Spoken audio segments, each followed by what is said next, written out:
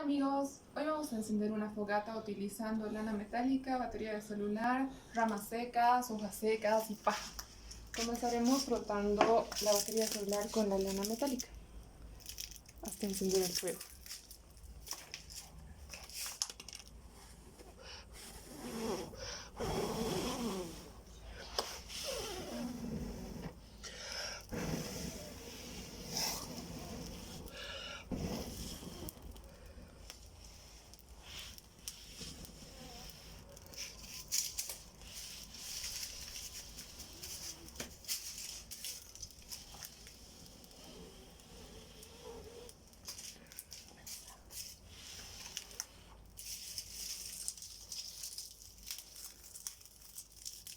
Vamos a añadir más ramas secas, paja.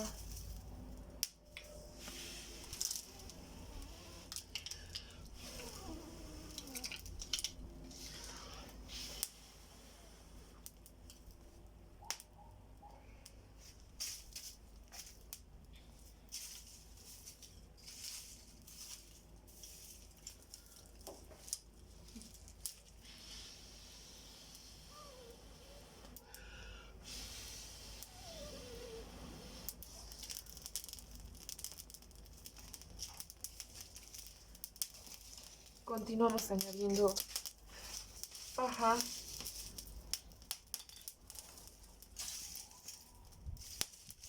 hojas que ayudan mucho a avivar el fuego y soplamos.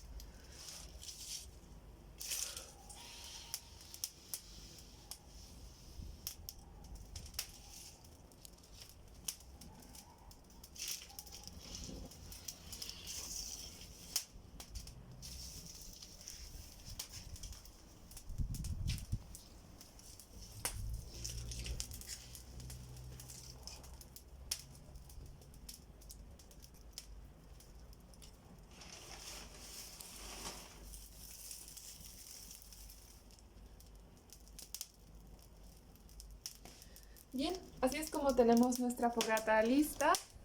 Y eso es todo. Muchas gracias. Chao, chao.